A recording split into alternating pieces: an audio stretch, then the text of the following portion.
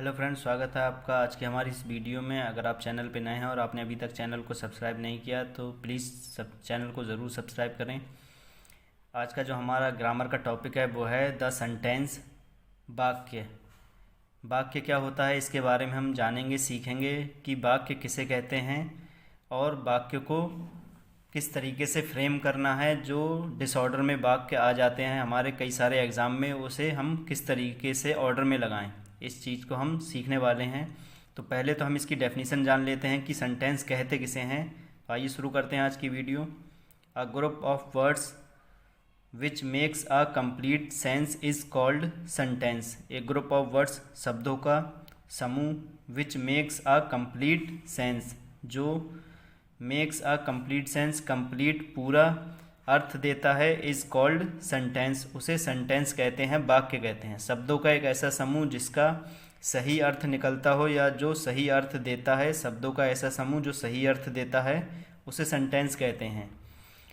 तो ऐसा नहीं है कोई भी हम शब्दों के ग्रुप को ऐसे ही देख लें लिखा हुआ हो और उसे हम कह दें कि ये सेंटेंस है, तो वो सेंटेंस नहीं हो सकता, क्योंकि जब तक कि उसका पूरा सही तरीके से अर्थ नहीं निकलेगा लिखे हुए शब्दों का, उसे सेंटेंस नहीं कहेंगे। अब यहाँ पे जैसे फॉर एग्जांपल लिखा है Ram going Jaipur two is, तो ये डिसऑर्डर में है, इसका कोई ऑर्डर ही नहीं है, भले ही ये शब्दों का एक समूह है, तो ये सेंटेंस नहीं है।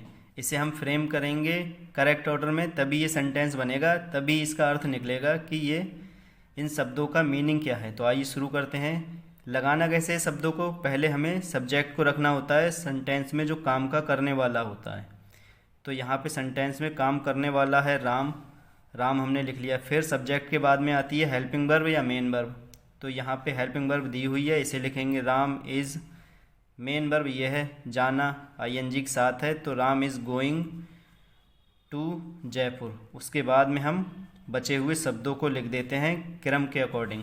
Ram is going to Jaipur, Ram Jaipur जा रहा है। तो ये सेंटेंस का अब सही अर्थ निकला है, तो अब ये सेंटेंस बन गया। आइए दूसरे सेंटेंस को फ्रेम करते हैं। Laughing is he you at. अब यहाँ पे हमें सब्जेक्ट लिखना है, जो कि कोई नाउन होगा या प्रोनाउन होगा। यहाँ ही भी आया है, यू भी आया है। अब डिसाइड करना है लगाना किसे पहले है। तो हम अगर यू को यहाँ पे लगाएंगे तो सेंटेंस में जो सब्जेक्टिव केस में प्रोनाउन होता है वो लास्ट में या बीच में नहीं आता है, तो इसीलिए ही लगाएंगे, क्योंकि यू का सब्जेक्टिव केस भी यू होता है और ऑब्जेक्टिव केस भी यू ही होता है। तो ये ऑब्जेक्टिव केस है, ये सब्जेक्टिव केस है प्रोनाउन का, तो पहले लगाएंगे ही। फिर यहाँ देखेंगे हेल्पिंग वर्ब है, तो हेल्पिंग वर्ब लगा ली ही इज़। मेन वर्ब आई है आईएनजी के साथ, ही इज़ लाफिंग, और ये एट यू, वह तुम पर हंस रहा है। He is laughing at you, वह तुम पर हंस रहा है। ये इसका कंप्लीट सेंस हो गया, तो ये भी सेंटेंस बन गया। गेव मी समी रुपीज़ 10, तो ये डिसऑर्डर में है, इसे कैसे लगाएंगे? समी लिखेंगे जो एक नाउन है, और फिर लगाएंगे मेन वर्ब देना। समी गेव किसे दिए हैं? मुझे। गेव मी 10 रुपीज़, जो एडजेक्टिव है वो पहले आएगा नाउन से, 10 रुपीज़। समी ने मुझे 10 रुपये दिए, तो ये भी सेंटेंस हो गया। आगे देखते हैं। Was your sister sleeping room in the,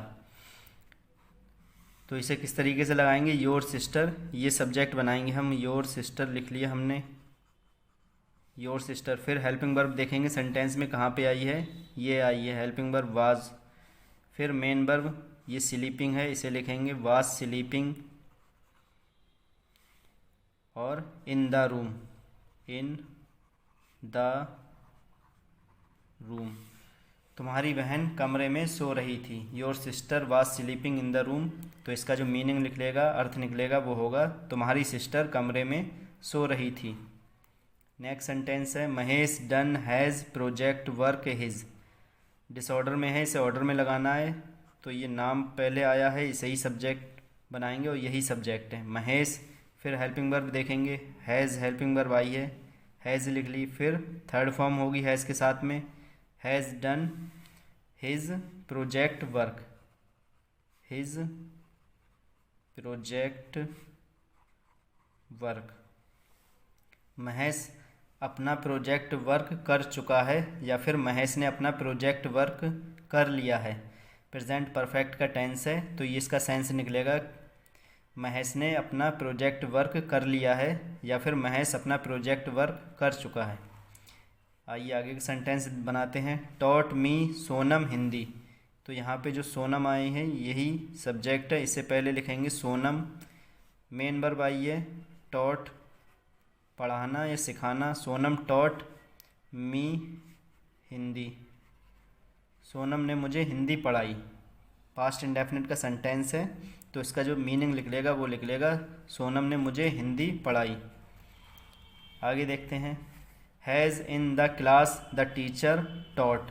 यहाँ पे देखेंगे कि नाउन या प्रोनाउन कहाँ आया है, वही सब्जेक्ट बनेगा। तो ये आया है द टीचर, इसे हम लिख लेंगे द टीचर।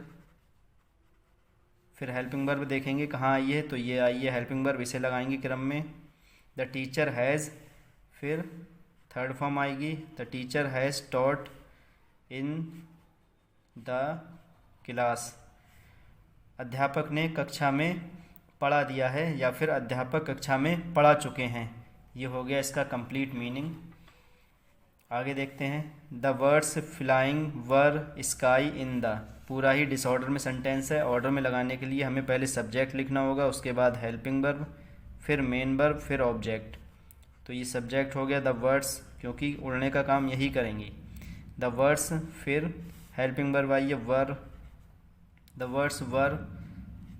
मेन वर्ब आएगी flying, the birds were flying in the sky. ये एक जगह हो गई, तो इसे हमने लिख लिया the birds were flying in the sky. पक्षी आकाश में उड़ रहे थे। फिर पास्ट कंटिन्यूस का टेंस है, वाज वर्ब के साथ आईएनजी लगी है। The birds were flying in the sky, पक्षी आकाश में उड़ रहे थे। तो फ्रेंड्स, ये थी आज की हमारी वीडियो। अगर आप चैनल पे नए हैं और आपने अभी तक चैनल को सब्सक्राइब नहीं किया तो चैनल को ज़रूर सब्सक्राइब करें।